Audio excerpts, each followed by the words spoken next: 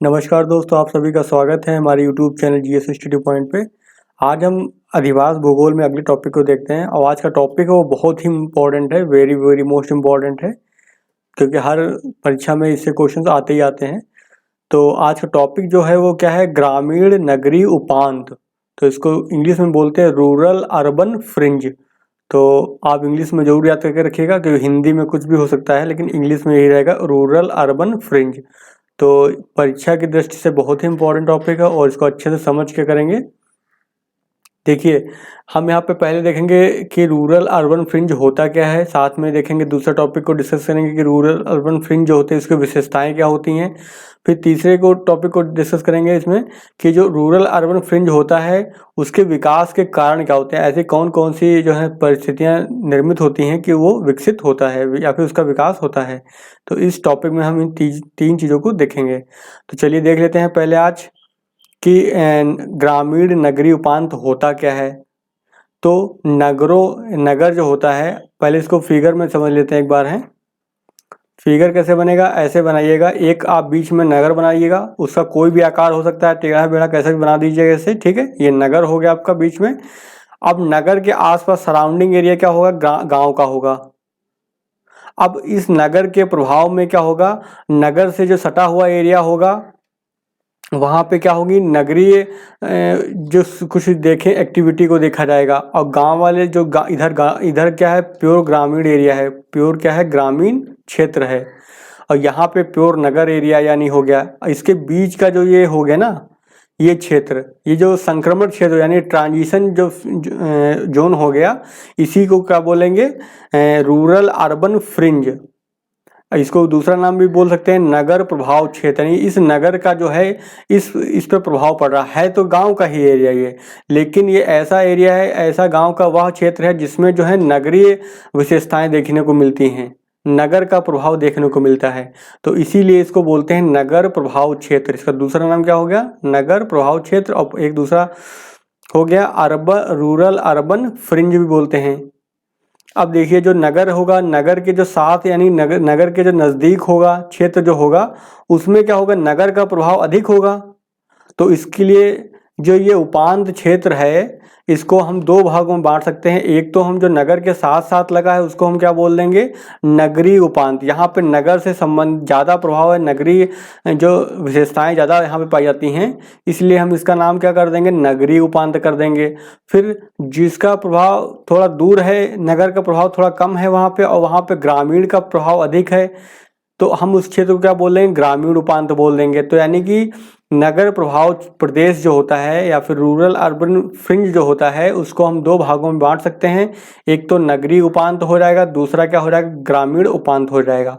तो आपको एक चित्र जरूर बनाना है। कैसे बनाना है आपने देख ही लिया है, नगर बना दिया हमने। फिर क्या किया हमने, जिससे इसको बनाना है तो ऐसे ऐसे कर लीजिए, नगर हो गया। फिर हम दूसरे कलर से इसको जो है आसपास का एरिया बना देते हैं। तो ये क्या बना दिया हमने, ये पूरा नगर प्रभाव बना दिया। अब क्या होगा, नगर प्रभाव प्रदेश है ये पूरा, ये क्षेत्र क्या है, पूरा नगर प्रभाव प्रदेश। फिर अब इसमें क्या होगा, इसमें का कुछ एरिया होगा जो क्या होगा, नगर के नज़दीक होगा और उस पर नगर का अधिक प्रभाव होगा। ये देखिए, तो ये क्या हो गया आपका, नगरीय उपांत हो गया। ये हो गया आपका नगरीय उपांत। फिर दूसरा जो होगा, नगर से दूर जो है उसको क्या बोलेंगे, यहाँ पे गांव का अधिक प्रभाव है, तो इसका दूसरा इसका नाम क्या होता है, ग्रामीण उपांत हो जाएगा, ग्रामीण उपांत। और ये तो नगर बीच में बना है ही है ये, और इधर क्या है, ग्रामीण क्षेत्र है, ये ग्रामीण प्रदेश या फिर ग्रामीण क्षेत्र है। तो इसी तरह आप बनाइएगा। यहाँ पे देख लीजिए कैसे लिखना है। ये यहाँ से ले करके यहाँ तक का जो क्षेत्र है इसको हम क्या बोलते हैं, नगर प्रभाव प्रदेश बोलेंगे। और या फिर दूसरा नाम है इसका रूरल अर्बन फ्रिंज। तो वो उसी जो नगर प्रभाव प्रदेश है उसी को ही हम क्या बोलते हैं, रूरल अर्बन फ्रिंज। फिर आप ये लिख दीजिएगा कि ये नगर हो गया, ये नगरीय उपांत हो गया, और ये ग्रामीण उपांत हो गया। तो ऐसे में अगर ऐसे बना करके आएंगे चित्र, तो टीचर को पता चल जाएगा कि हाँ आपको चीज़ें पता हैं, आपका जो टॉपिक है वो क्लियर है, ठीक है। तो आपको मार्क्स अच्छे मिलेंगे। अगर चित्र नहीं बनाएंगे तो आपको मार्क्स अच्छे नहीं मिलने वाले हैं। चलिए अभी देख लेते हैं, थोड़ा ये पेज ओपन हो जाए, एक सेकंड। अब देख लेते हैं लिखना कैसे है। तो हम देखेंगे इसमें कैसे लिखना है। देखिए यहाँ पर क्या है, लिखने का जो है भाषा अच्छी होनी चाहिए, तभी मार्क्स भी आपको अच्छे मिलेंगे। तो लिखेंगे कैसे, नगरों की वाह्य सीमा पर स्थित ऐसा संक्रमणीय प्रदेश। तो हमको ये शब्द जरूर लिखना है, संक्रमणीय प्रदेश, यानी कि ट्रांजिशनल जोन जो है या फिर ट्रांजिशनल रीजन, जहाँ क्या है ग्रामीण व नगरीय दोनों विशेषताएं मिश्रित रूप में पाई जाती हैं, उसे ग्रामीण नगरीय उपांत कहते हैं। नगर उपांत शब्द का जो प्रयोग विद्वान 1935 में किया था, किसने, T.L. स्मिथ ने किया। तो अपने उत्तर में जो इनका विद्वान का नाम जरूर लिखेंगे, क्योंकि इन्होंने जो है ये इस शब्द का सबसे पहले प्रयोग किया था। फिर इस संकल्पना के विकास में जो है भू अर्थशास्त्री हैं एक वेहरविन, ठीक है, क्या नाम है, वेहरविन का महत्वपूर्ण योगदान रहा है। इनके अनुसार क्या है, ग्रामीण नगरीय उपांत सुस्पष्ट नगरीय भूमि उपयोगों तथा कृषि में लगे क्षेत्र के बीच क्या है, एक संक्रमण क्षेत्र होता है ये। तो ये इनके अनुसार जो है ये एक संक्रमण क्षेत्र होता है।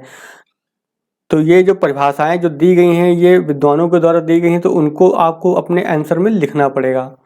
चलिए अब देख लेते हैं हम कि जो रूरल अर्बन फ्रिंज होता है उसमें इनकी विशेषताएं, इनकी क्या विशेषताएं होती हैं। तो भारतीय भूगोल वेताओं में जो है देवनाथ मुखर्जी हो गए, उजागिर सिंह हो गए, के.वी. सुंदरम हो गए, ओ.पी. सिंह हो गए, एम.पी. सिन्हा हो गए तथा सुदेश नागिया ने जो है ग्रामीण नगरीय उपांत अध्ययन क्षेत्र में क्या किया है, उल्लेखनीय कार्य किया है। इन अध्ययनों के आधार पर ग्रामीण नगरीय उपांत की जो है निम्नलिखित विशेषताओं की क्या की गई है, पहचान की गई है। पहली विशेषता क्या है इनकी, है नगरीय प्रशासनिक नियंत्रण मुक्त क्षेत्र, क्योंकि ये नगर के बाहर का है। तो यहाँ पे क्या है, नगर का जो प्रशासनिक नियंत्रण नहीं होता है। तो ये क्या है, ये कैसा क्षेत्र है, प्रशासनिक जो है नियंत्रण से मुक्त होता है ये। तो वही लिखा हुआ, उपांत भाग में नगर का प्रशासनिक नियंत्रण नहीं पाया जाता है, अतः इसमें अवस्थित कारखाने, मकान व अन्य संस्थान नगरीय कर से मुक्त रहते हैं। क्योंकि ये नगर की सीमा से बाहर है, इसलिए यहाँ पे नगर में जो लगने वाला टैक्सेस होते हैं उनको, उनसे यहाँ मुक्ति मिली होती है, उनको यहाँ पर टैक्स देने नहीं पड़ते हैं। फिर दूसरा क्या है विशेषता, दूसरी विशेषता ये है कि नगरीय सुविधा का क्या है, अभाव पाया जाता है। यानी कि जो नगरों में सुविधाएं मिलती हैं वो सारी सुविधाएं नहीं मिलती, जैसे पानी की सप्लाई हो गई, सीवर हो गया, गैस की व्यवस्था हो गई, या फिर परिवहन की जो सुविधाएं होती हैं, नगरीय बस चलती हैं नगरों में, वो सारी सुविधाएं यहाँ पे नहीं मिलेंगी। तो वही लिखा हुआ, प्रशासनिक रूप से ग्रामीण क्षेत्र होने के कारण इस क्षेत्र में जो है विविध नगरीय सुविधाओं का क्या है, अभाव पाया जाता है। यहाँ के जो निवासियों को पीने के पानी, सीवर, गैस, परिवहन इत्यादि की सुविधा की व्यवस्था सामान्यतः स्वयं करनी पड़ती है, यानी कि स्वयं से ही करनी पड़ेगी, क्योंकि यहाँ पे नगर की सीमा से बाहर है ये, यहाँ इसलिए ये सुविधाएं उपलब्ध नहीं होती हैं। फिर अगली विशेषता क्या है, विस्तृत भूमि उपयोग कार्यों का विकास। क्योंकि देखिए नगर क्या होता है, नगर बहुत घने बसे होते हैं। ऐसे में होता क्या है कि नगरों में जो भूमि का जो मूल्य होता है बहुत ही अधिक हो जाता है। तो ऐसे में क्या होते हैं, जो बड़े बड़े कारखाने होते हैं या फिर गोदाम होते हैं, हवाई अड्डे होते हैं, तो इनके लिए क्या होती है, ज़्यादा जगह चाहिए होती है। तो ऐसे में नगरों में ये क्या होते हैं, ये भूमि की कमी के कारण ऐसे उद्योग जो हैं बाहर चले जाते हैं, नगर से बाहर चले जाते हैं। तो वही लिखा हुआ है, विस्तृत भूमि उपयोग कार्यों का क्या होता है, विकास होता है। नगर केंद्र में जो है भूमि की कमी व अधिक मूल्य के कारण वह कार्य जो है तथा उद्योग जिनके लिए अधिक भूमि की आवश्यकता होती है वह उपांत क्षेत्र में विकसित होते हैं। क्योंकि नगर में क्या है, भूमि बहुत महंगी है ना, इसलिए जो जहाँ पे ऐसे जो कार्य होते हैं जिनमें बहुत ज़्यादा मात्रा में भूमि की आवश्यकता होती है, वो क्या होते हैं, ऐसे इन्हीं उपांत भागों में चले आते हैं या फिर इन्हीं उपांत क्षेत्रों में विकसित हो जाते हैं। जैसे एग्जाम्पल की बात करते हैं, गोदाम हो गया, हवाई अड्डा हो गया, ईंट भट्ठा हो गया, फार्म हाउस हो गया इत्यादि। ठीक है, तो ये हो गया। अगला क्या है, अस्वास्थ्यकर कार्यों, जो ऐसे कार्य जो हेल्थ पे क्या करते हैं, नेगेटिव इम्पैक्ट डालते हैं, यानी अस्वास्थ्यकर कार्यों तथा उद्योगों की स्थापना इसी क्षेत्र में होती है। क्यों? क्योंकि शहरों में क्या लोग रह रहे हैं, नगरों में लोग रह रहे हैं, तो वहाँ पे ऐसे उद्योगों की स्थापना की जो है गवर्नमेंट परमिशन नहीं देती है। तो वही लिखा हुआ मानव स्वास्थ्य के लिए हानिकारक तथा दुर्गंध करने वाले कारखाने हो गए, जैसे आपने देखा होगा जहाँ पे उर्वरक बनता है वहाँ पे, या फिर अन्य बहुत सारे कारखाने ऐसे होते हैं जिसमें क्या है स्मेल निकलती, दुर्गंध निकलती है। तो ऐसे कारखाने जो है इन्हीं उपांत के क्षेत्रों में स्थापित किए जाते हैं। साथ में बूचड़खाना हो गया, सीवेज ट्रीटमेंट जो प्लांट होता है वो हो गया, शमशान तथा कूड़ा करकट के ढेर इत्यादि जो हैं प्रदूषण से जुड़ी क्रियाएं भी क्या होती इस क्षेत्र में पाई जाती हैं, क्योंकि नगरों में इनके लिए कोई जगह नहीं होती है, तो इन्हीं क्षेत्रों में वो मिलेंगी। फिर आवासीय भवनों का विकास, इस भाग में भूमि के नगर के तुलना में क्या है सस्ते मूल्य पर, यानी कि यहाँ की मूल भूमि जो है सस्ती है, तो सस्ते मूल्य होने पर क्या होता है सभी आय वर्ग यानी गरीब, मध्य वर्ग या फिर अमीर वर्ग के निवासियों का क्या है आकर्षण बना रहता है, क्योंकि जो अमीर वर्ग होगा बड़ी बड़ी बंगला बना सकते हैं, बड़े बड़े फार्म हाउस बना सकते हैं वो लोग, तो इसलिए क्या है वो इस क्षेत्र में आकर्षित हो जाते हैं वो। एवं विभिन्न प्रकार के जो है प्लाटों पर भवन का निर्माण होता है, क्योंकि नगरों में तो जगह की कमी है, वहाँ पे तो बड़े भवन या फिर खुले हुए भवन बनना मुश्किल होता है जगह की कमी के कारण। अगला क्या है आपका अनियोजित एवं मलिन बस्तियों का विकास। तो इसमें क्या होगा किसी विशिष्ट प्रशासनिक नियंत्रण। अब देखो वहाँ पे प्रशासनिक नियंत्रण तो है नहीं, तो ऐसे में होगा क्या, जो जिसकी मर्जी आएगी अपने हिसाब से मकान बना लेगा, ना तो खुले जगह की व्यवस्था करेगा, ना पार्क बनेंगे, क्योंकि ये तो सब पार्क वगैरह बनाना ये सब कार्य कौन करता है, गवर्नमेंट करती है ना। तो ऐसे में क्या होगा अनियोजन होगा, कोई प्लानिंग नहीं होगी मकानों के बनाने में, तो इस तथा मलिन बस्तियों का विकास हो जाता है। क्यों? क्योंकि कोई नियंत्रण है नहीं, तो क्या लोग अवैध कब्जा स्टार्ट कर देते हैं, तो उससे क्या होता है समय के साथ क्या होता है मलिन बस्तियों का विकास हो जाता है। तो यही लिखा हुआ किसी विशिष्ट प्रशासनिक नियंत्रण तथा हस्तक्षेप के अभाव में इस क्षेत्र में क्या है विकास अनियोजित रूप में होता है। नगर सीमा पर खाली पड़ी जो सार्वजनिक भूमि यानी जो गवर्नमेंट की भूमि है उस पर गरीब वर्ग तथा असामाजिक तत्वों यानी जो गुंडा वर्ग होता है, माफिया वर्ग होता है, क्या करते हैं अवैध कब्जा उनका पाया जाता है इस क्षेत्र में। अगला है उत्पादक भूमि का क्या होता है ह्रास होता है, क्योंकि ये क्षेत्र क्या गांव का क्षेत्र है, ग्रामीण इलाका है, तो यहाँ पे जो मिट्टी है वो कैसी उपजाऊ है, कृषि योग्य है। लेकिन क्या है नगर का जो नगर में अधिक जनसंख्या भार होने की वजह से वहाँ के लोग जो है इन क्षेत्रों में क्या करते हैं भागते हैं, आते हैं यहाँ पे। तो यहाँ पे क्या होता है इससे क्या होता है जो गाँवों की जो कृषि युक्त जो भूमि होती है उसका क्या होता है ह्रास होता है, उसमें कमी हो जाती है। उसकी जगह वहाँ पे हवाई अड्डे बन जाते हैं, वहाँ पे गोदाम बन जाते हैं, बूचड़ खाने खुल जाते हैं, जहाँ पे कभी कृषि हुआ करती थी, यानी वहाँ की जो मिट्टी कैसी है वो उर्वरक है। तो क्या हुआ ऐसे कृषि भूमि का क्या होता है इससे ह्रास होता है। तो वही लिखा हुआ नगरीय भूमि उपयोग जो वृद्धि के कारण ग्रामीण उत्पादक भूमि का क्या होता है ह्रास होता है, क्योंकि नगर का विस्तार होगा अगर तो गांव की जो भूमि है उसका तो ह्रास ही होना है। अगला है गहन कृषि। अगली विशेषता क्या है यहाँ पे गहन कृषि है। तो कोई गांव है तो गांव की क्या होती है यहाँ पे लोग ज़्यादा हैं, डिमांड अधिक है यहाँ पे साग सब्जी इस टाइप की या फिर जो खाद्य पदार्थ होते हैं उनकी। तो ऐसे में क्या होता है जो इसके आसपास का जो उपांत का क्षेत्र होता है वहाँ पे क्या होती है गहन कृषि होने लगती है, यानी कि इंटेंस क्रॉपिंग होती है यहाँ पर है। तो नगरीय भाग में प्राथमिक उत्पाद जैसे साग सब्जी की मांग बढ़ने के कारण उपांत भाग के जो किसान हैं वो क्या करते हैं अधिक लाभ कमाने के लिए उद्देश्य से जो है खाद्यान्न फसलें होती हैं जैसे गेहूँ चावल, मतलब गेहूँ धान इस टाइप की खाद्यान्न फसलों के स्थान पर साग सब्जी टाइप की जो होती हैं या फिर फल वगैरह हैं इन उत्पादों के महत्व देना प्रारंभ कर देते हैं। अगला है अर्ध नगरीय जीवन पद्धति। तो अब यहाँ की एक विशेषता ये भी है कि यहाँ का जो जीवन है ना तो नगर की तरह है पूरा है, ना ही गांव की तरह, यानी बीच का हो गया, आधा हो गया। तो वही लिखा हुआ अर्ध नगरीय जीवन पद्धति होती है। उपांत क्षेत्र का समाज जो है गांव की अपेक्षा गतिशील तथा परिवर्तनशील होता है। गांव से तो वो गतिशील है और परिवर्तनशील है, परंतु नगर की तुलना में क्या है गतिशीलता कम होती है। यहाँ पर क्या है पारस्परिक सहयोग तथा सामंजस्य नगर की तुलना में अधिक होता है। तो यहाँ की विशेषता क्या हो गई जो पारस्परिक सहयोग है लोगों में वो नगर की तुलना में अधिक होता है। लेकिन गाँवों की तुलना में कम होता है। हरित मेखला का विकास तो अनेक नगरों के सीमांत भागों में बाग बगीचे, पार्क, उद्यान, खेल के मैदान इत्यादि जो है क्रियाएं हरित मेखलाओं में नियोजित होती हैं, यानी कि उनको समायोजित किया जाता है, प्लानिंग की जाती है। नियोजित का मतलब प्लानिंग हो जाती है उनकी। फिर अगला देख लेते हैं, उपनगर एवं अनुसंगी नगरों का विकास।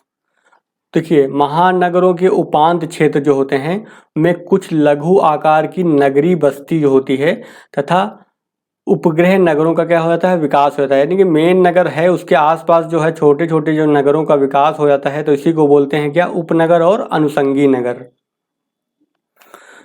ये हमने देख लिया क्या, मुख्य रूप से जो है इनकी विशेषताएं, किसकी, रूरल अर्बन फ्रिंज जो होता है उसकी विशेषताओं को हमने डिस्कस कर लिया है।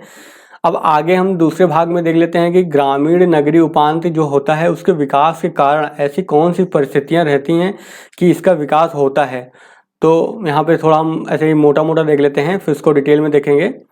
तो पहले देख लेते हैं हेडिंग वाइज। देखिए, पहली बात क्या होती है, आपको पता है भूमि की उपलब्धता होती है, तो ये भी तो विकास का कारण हुआ। दूसरा क्या है, भूमि का मूल्य, भूमि सस्ती होती है इसलिए यह क्षेत्र तेजी से विकसित होता है। फिर तीसरा क्या है, नगर की भीड़ भाड़, कोलाहल और प्रदूषण से मुक्त होता है। नगर में क्या होता है, बहुत भीड़ भाड़ होती है, ट्रैफिक जाम होता है, कोलाहल और प्रदूषण की भी समस्या रहती है। फिर अगला क्या है, नैतिक पतन एवं असुरक्षा की, क्योंकि नगर में थोड़ा क्या है, वहाँ के जो नैतिक मूल्य हैं वो बदल जाते हैं, तो इससे क्या होता है, नैतिक मूल्यों का पतन होता है। साथ में असुरक्षा की भावना, क्योंकि नगरों में भी बहुत चोरी डकैती इस टाइप की घटनाएं होती हैं, बलात्कार या फिर मर्डर वगैरह होते रहते हैं, तो इससे क्या होती है, वहाँ पे असुरक्षा की भावना लोगों में उत्पन्न हो जाती है। इससे क्या होता है, लोग जो हैं इस क्षेत्र में, उपांत के क्षेत्रों में प्रवास कर जाते हैं। और फिर अगली क्या है, सरकारी नीति। सरकार भी कुछ नीतियों को ऐसा बनाती है ताकि जो है नगर के दबाव को कम करके इस भाग में जो है विकास किया जा सके। तो चलिए अब हम इनको डिटेल में थोड़ा देख लेते हैं। तो कैसे लिखना है, देखिए, ग्रामीण नगरीय विकास मुख्यतः जो अपकेंद्रीय तथा अभिकेंद्रीय बलों का क्या है, परिणाम है। यानी कि अंदर की ओर लगने वाले और बाहर की ओर लगने वाले। तो अपकेंद्रीय बल कौन होते हैं, जो बाहर की ओर लगते हैं। अभिकेंद्रीय जो होते हैं, जो केंद्र की ओर लगते हैं। तो पहले कौन सी है भूमिका, किसकी है, तो भूमि की उपलब्धता है, हो गया पहला। अब हम वही लिख सकते हैं, कैसे लिखेंगे, नगर में तीव्र जनसंख्या वृद्धि होती, अतिरेक प्रवास होता है, व्यापारिक, आवासीय, परिवहन तथा औद्योगिक विकास में क्या होती, वृद्धि के कारण भूमि का विकास होने लगता है। ठीक है, एवं नई इकाइयों के लिए पर्याप्त भूमि नहीं मिलती है। तो ऐसे में होता क्या है, तेजी से यहाँ पे वृद्धि होती है, औद्योगिक, परिवहन, आवासीय, व्यापारिक प्रवास, व्यापारिक क्षेत्र की और प्रवास की वजह से। तो क्या भूमि का क्या है, ज़्यादा तेजी से इस्तेमाल होने लगता है। ऐसे में क्या होती है, पूरी जो भूमि होती है वो ऑक्युपाई हो जाती है, यानी कि भर जाती है, किसी की ना किसी के क्षेत्र में ऑक्युपाई हो जाती है वो। तो अब क्या है, भूमि की कमी हो गई, तो क्या होगा, अब वो भूमि, नगर में भूमि है नहीं, तो नगर के आसपास का, ये नगर हो गया तो यहाँ पे तो भूमि है नहीं अब, तो वो क्या करें, आसपास के क्षेत्र में जो है वो चीज़ें जो हैं लोग जाना स्टार्ट कर देंगे, यहाँ पे अपने उद्योग लगाना स्टार्ट कर देंगे वो। तो ये सब चीज़ें जो हैं जिम्मेदार होती हैं। वही लिखा है, जबकि उपांत क्षेत्र में भूमि उपलब्ध होती है, अतः विविध प्रकार के उद्योग हो गया, कार्यालय हो गया, आवास हो गए इत्यादि की जो है, इत्यादि की स्थापना नगर के उपांत भाग में होने लगती है, क्योंकि वहाँ पे भूमि उपलब्ध होती है। जिन नगरीय कार्यों एवं उद्योगों के लिए जो है विस्तृत मात्रा में भूमि की आवश्यकता होती है, जैसे बड़े पैमाने के जो उद्योग होते हैं, खेल मैदान होते हैं, पशुपालन हो गए, हवाई अड्डा हो गया, रेल यार्ड इत्यादि का विकास जो है उपांत भागों में भूमि की उपलब्धता के कारण होता है। तो हमने ये देख लिया, पहला कारण जो है क्या है, उपांत का विकास इसलिए हो रहा है क्योंकि वहाँ पे भूमि की उपलब्धता है। दूसरा देख लेते हैं, नगरीय प्रदूषण एवं कोलाहल। तो नगर जनसंख्या तथा आर्थिक क्रियाओं की वृद्धि एवं विस्तार के कारण क्या है, यात्रियों तथा वाहनों की संख्या क्या है, अत्यधिक बढ़ जाती है। ट्रैफिक जाम की समस्या हो गई, ध्वनि प्रदूषण हो गया, वायु प्रदूषण हो गया, बढ़ जाने से स्वास्थ्य एवं आर्थिक क्रियाओं के लिए क्या अहितकर स्थिति उत्पन्न हो जाती है। वहीं उपांत क्षेत्र का जो स्वच्छ एवं स्वास्थ्यपूर्ण जो है पर्यावरण सभी वर्गों को अपनी ओर खींचता है। तो वही है, एक तरफ क्या है अपकेंद्री बल लग रहा है तो दूसरी ओर अभिकेंद्री बल लग रहा है। वहाँ की अच्छी अच्छी बातें जो हैं उसको बाहर के लोगों को वहाँ खींचती हैं, अपनी ओर आकर्षित करती हैं वो। अगला क्या है, नैतिक पतन तथा असुरक्षा की भावना। तो नगर के भौतिक जीवन, उपभोक्तावाद संस्कृति तथा ह्रासमान नैतिकता के कारण क्या है अनेक व्यक्ति जो है नगर में क्या घुटन महसूस करते हैं। मलिन बस्तियों की अधिकता, जुआ, वेश्यावृत्ति, बलात्कार आदि सामाजिक बुराइयों व बीमारी फैलने की आशंकाएं जो हैं अनेक असुरक्षा पैदा करती हैं। जबकि उपांत क्षेत्रों में ग्रामीण पर्यावरण होता है का प्रभाव देखा जाता है, जिसमें नैतिक मूल्यों, मानवीय भावनाओं तथा परस्पर सहयोग इत्यादि पर बल दिया जाता है। अतः अनेक परिवार के यहाँ उपांत भाग की ओर क्या होते हैं, आकर्षित होते हैं। तो ये हमने देख लिया। अब अगला हम देखेंगे बिंदु कौन सा है, कारण क्या है, सरकारी नीति, यानी कि सरकार की जो नीतियां हैं वो भी कुछ ऐसी होती हैं जो ग्रामीण नगर उपांत क्षेत्र को प्रोत्साहित करती हैं। तो नगर पर बढ़ते हुए जनसंख्या एवं समस्याओं के दबाव को दूर करने के लिए सरकारें कभी कभी जो है नगर के बाहर आवासीय कॉलोनी का निर्माण कर मलिन बस्तियों के निवासियों को स्थानांतरित करने का प्रयास करती हैं। नए प्रवासी हो गए, आवासों तथा उद्योगों का नगर केंद्र में प्रतिबंध, यानी वहाँ पे नए प्रवासी को आना मना है, आवासों को बनाने के लिए परमिशन नहीं मिलती है, उद्योगों के स्थापित करने के लिए प्रतिबंध लगा दिया जाता है। तथा उपांत क्षेत्र में क्या है, प्रोत्साहन की नीति अपनाकर जो है सरकारी उपांत क्षेत्र के विकास में महत्वपूर्ण भूमिका निभाती है। तो यानी कि ये क्या करेगी, नगर है ये, तो सरकार कहेगी आपको अगर मकान बनाना है तो ये इस क्षेत्र में, इस वाले जो उपांत एरिया है वहाँ पे मकान बनाइए आप, उद्योग है यहाँ पे लगाइए आप। और इस तरह के जो है प्रतिबंध लगा करके जो है वो क्या करते हैं, इससे जो सरकारी नीतियाँ होती हैं वो क्या करती हैं, जो रूरल अर्बन फ्रिंज एरिया है उसके विकास को क्या करते हैं, वो प्रोत्साहित करती हैं। तो ये रहा आपका जो है रूरल अर्बन फ्रिंज, और उसका हमने विशेषता देख ली उसकी, और उसके कारण भी देख लिया कि क्यों उसका विकास होता है। आई होप आपको ये वीडियो पसंद आया होगा। आपने वीडियो यहाँ तक देखा है तो वीडियो को लाइक जरूर करिएगा, और चैनल पर नए हैं तो चैनल को सब्सक्राइब कर लीजिएगा, और अपने दोस्तों के साथ भी शेयर कर लीजिएगा। और ज्योग्राफी ऑप्शनल के अगर पेड ग्रुप से आप जुड़ना चाहते हैं तो आप हमें इस नंबर पर कॉल कर सकते हैं। नंबर है 8860558530। तो इस पर व्हाट्सअप करके या फिर कॉल करके जो है पेड ग्रुप से संबंधित अधिक जानकारी प्राप्त कर सकते हैं। पेड ग्रुप में आपको जो है PDF भी मिलेंगी, टेस्ट सीरीज भी कराई जाएगी, साथ में जो है डेली का टारगेट दिया जाएगा, और जो है आपको पर्सनल गाइडेंस भी दिया जाएगा। अगर किसी भी टॉपिक में आपको दिक्कत है तो उसके लिए जो है आप कॉल करके उसके बारे में पूछ भी सकते हैं पेड ग्रुप में।